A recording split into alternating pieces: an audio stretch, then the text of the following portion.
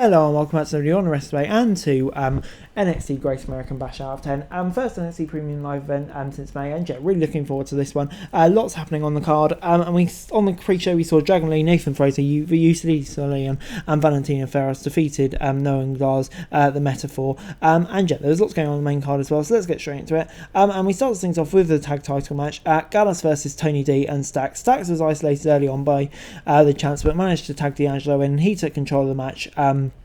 Joe Coffey ran the stretch, and while Wolfgang took Tony D down at ringside with a lariat. Back in the ring, Tony and Stax were back in control and got some tandem uppercuts before Tony hit a suplex on Mark, and followed by a frog splash from Stax, but Wolfgang broke up the pin. The changes were made to regain control, and Wolfgang hit a spear on Stax before tossing Mark aside and down to D'Angelo. Stax then kicked out of the finish before Tony D broke up the second pin. Tony powerbombed Mark onto Wolfgang against steel steps before taking Joe out with a crowbar. Stax and hit a dive to the outside before they got the finisher on Wolfgang and picked up the surprise win. Yeah, did not see this title change going, but to be honest, I'm not against it. Stax and Tony D are really entertaining, no matter what you think about them. And yeah, they're reigning as NXT champions. I can't wait to see where it goes. I think it's going to be really entertaining. And yeah, Gallus, a bit of a surprise to lose. And yeah, I'm definitely intrigued to see what next for them too.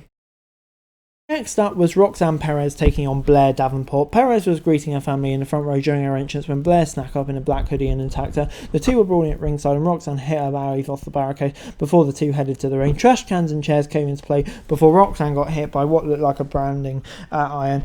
Blair then put Trash Can over her head and knocked her around for a bit before Roxanne came back with shots of her own. Blair came back with a belt and beat Perez down at ringside before threatening Roxanne's sister in the front row. Perez came back with a crowbar and beat Blair with it before setting up a table at ringside. Blair then encountered the pot rocks in the ring before dropping Perez with a trash can for a near fall. Perez then sent Blair through the table and hitting a splash before getting pot rocks and stuck with chairs to get the win. And yeah, surprised to see such a big babyface win here. I thought they'd give it to Blair to really establish herself on NXT America, but no, clearly not. Roxanne Perez still got big plans in mind for her. Don't know if she'll go back for the title, but yeah, this was a really good match. One that could have gone either way. And yeah, definitely excited to see what's upcoming for both of these two in NXT.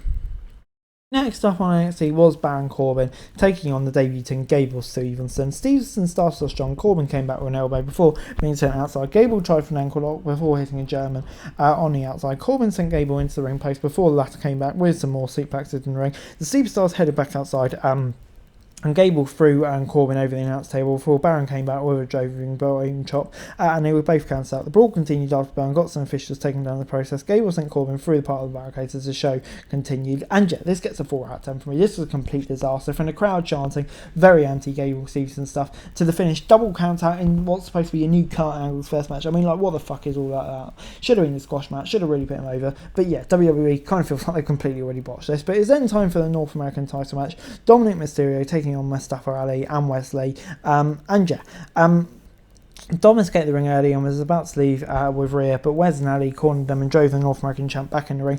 Ali and Lee both took shots at Dom before turning around to face each other in the ring. Dominic managed to drive with opponents off the apron before Ali came back with some big kicks. Dominic was sent outside before Lee hit a big dive. Rhea then tried to attack Lee, but Wes ran away and hit a dive over on top on Dom. Rhea then dragged Lee outside and put him through the announce desk before sending him back inside so Dom could try and pin him. Lee kicked out and Rhea distracted the ref while Dom got a cheap shot on Wes with Ripley's title for another near fall. Ali came back and kicked Dom on the corner before getting the 450 splash.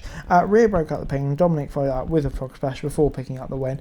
And yeah, this gets a 7 out of 10 from me. To be honest, I was surprised Dominic won. Seems like the Judgment Day are going to be sticking around the NXT, which of course I've got no issue with because they're bloody great. But yeah, I thought maybe one of the babyfaces get a big pay-per-view win, but no, not to be. And Dominic Mysterio's reign of terror continues, and like I say, I'm not against it. He's just so entertaining. And yeah, it'd be interesting to see where both Wes and Mustafa go next.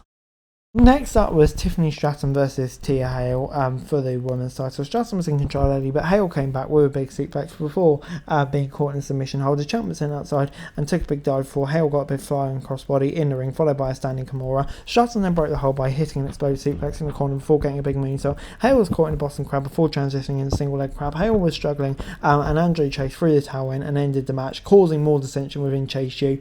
And yeah, that's definitely going to be an interesting story to follow. But yeah, the match up until that point, it wasn't bad. bad. And yeah, obviously got that storyline ending as well, which is really going to progress it along and continue the tension. So yeah, 6 out of 10 from me. The Schism then decided they will have an interrogation next week to figure out who attacked the Dyad during their match on NXT. There's intrigue before it's time for Carmelo versus Ilya for the NXT title. Carmelo was in control early on, and Dragunov came back with a big kick and some seatplexes before getting some big chops. Melo came back with some strikes of his own, but took some more chops before coming back with a kick. Dragunov countered with a kick of his own, but off the counter, but failed to get the pin. Melo was caught in a hold before the champ turned it into a roll up for a near fall. Dragunov then got a few clotheslines before Hayes came back with some kicks to the head. Dragunov came back with a spinning kick before Hayes managed to hit a spinning inverted DDT. Melo hit a springboard DDT before Dragunov came back with a senton but missed the coast to coast. Hayes then hit a knee strike off counter before Dragunov countered nothing but net with a powerbomb. Hayes countered the suplex but with a top rope cutter, but Trick and got the title to get Melo fired up. The two then kicked each other in the face and wiped down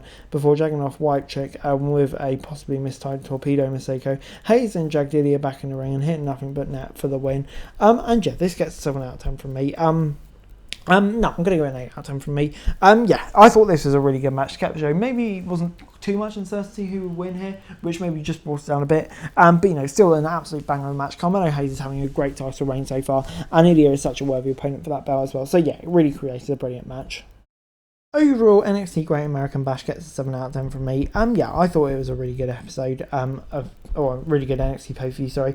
Some absolute great matches on there. Obviously, Gable Stevenson, his match was a bit of a downer. But yeah, except for that, I thought it was a really good card throughout. Interesting storytelling and all of that. So yeah, really good stuff. 7 out of 10 from me. But anyway, guys, that's the video. Thanks very much for watching. Like, guys. Let's subscribe to daily wrestling news and subscribe to the channel. It's going to be greatly appreciated. Thanks very much for watching. Peace out.